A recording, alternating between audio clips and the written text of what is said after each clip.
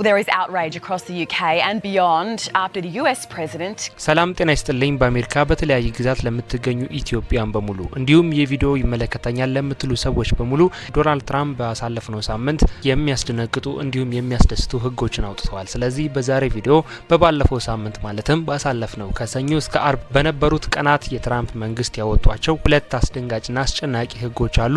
እንዲሁም ደግሞ በአሜሪካ ለምንገኝ ስደተኞችም ሁለት የሚያስደስቱ አዲስ ህጎች ወጥተዋል። ስለዚህ በዛሬ ቪዲዮ ባሳለፍነው ሳምንት የትራምፕ መንግስት ያወጣቸው ሁለት አስደሳች ህጎች እንዲሁም ሁለት የሚያስደነግጡ የሚያስጨንቁ ህጎች የምነግራችሁናል። ነገር ግን ከዛ በፊት እኔ ለማታውቁኝ ሰዎች ጆሲ ይባላልው።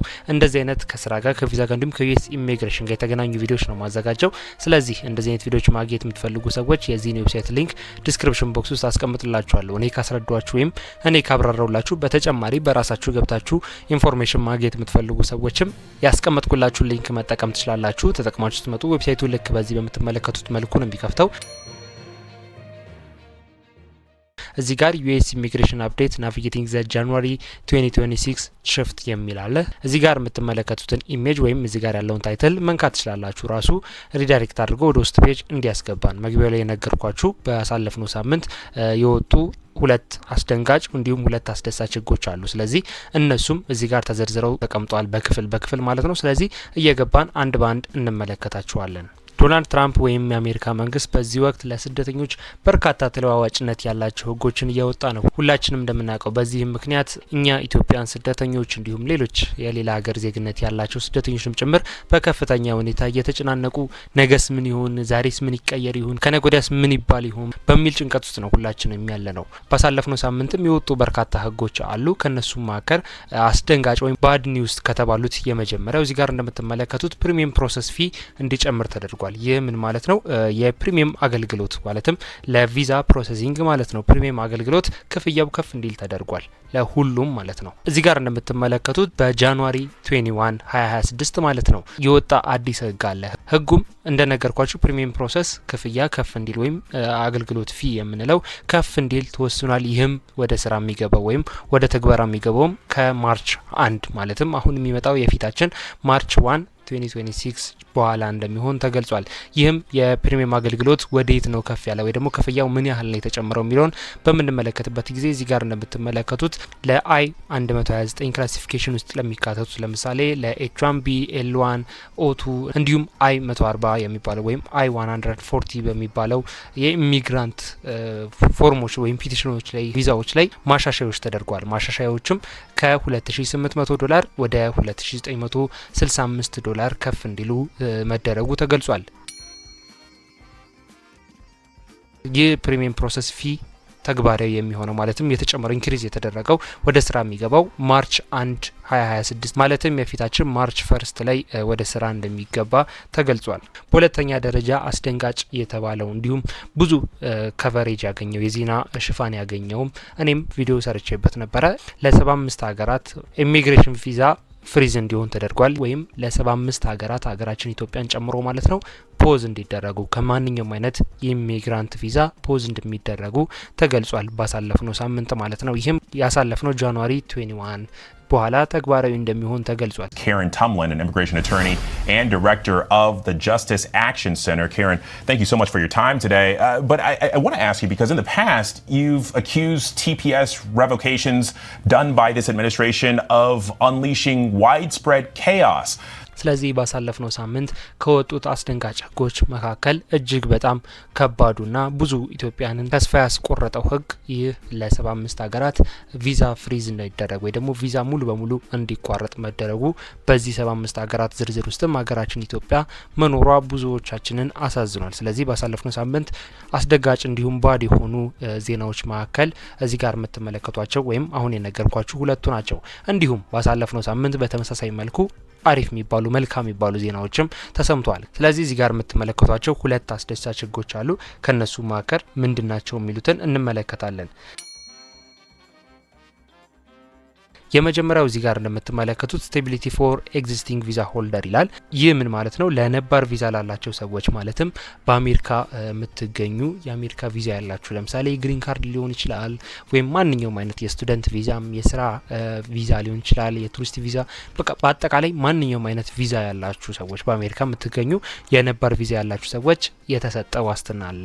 ማለትም እንደነገርኳችሁ በአሜሪካ ለምትገኙ ማንኛውም አይነት ቪዛ አማራጭ ውስጥ ያላችሁ ኢትዮጵያን የተሰጠ ዋስትና አለ ወይ ደግሞ ለመኖራችሁ የሚያረጋግጥ ዋስትና ተሰጥቷል። ይህም ምናልባት ትልቁ ተስፋ ሰጪ ዜና ሆኖ ሊቆጠር ይችላል። እስካሁን ከሰማ ነው ማለትም አዲሱ አመት ከገባ በኋላ ተስፋ ሰጪ ዜናዎች ኦልሞስት በማንሰማበት ደረጃ ነበርን ያለ ነው። ስለዚህ ይህም ምናልባት ትልቁ ተስፋ ሰጪ ዜና ሊሆን እንደሚችል እየተነገረ ይገኛል። ይህም ህጉ ምን ማለት ነው የሚለውን ተንትነን በምንመለከትበት ጊዜ መንግስት እንደገለጸው አዲሱ ገዳ ማለትም ከጃንዋሪ 1 ጀምሮ እንደነገርኳችሁ ከጃንዋሪ 1 2026 በፊት የተሰጡ ቪዛዎች አይሰረዝም ሲል ገልጿል። ራሱ መንግስት እንደገለጸ ወይም እዚህ ጋር እንደምትመለከቱት the government has classified that the new freeze do not revoke visa issue before January 1 2026 ይላል። ይህ ማለት የቪዛ ስረዛው ከጃንዋሪ 1 በፊት የተሰጡ ቪዛዎችን አይመለከትም ማለት ነው።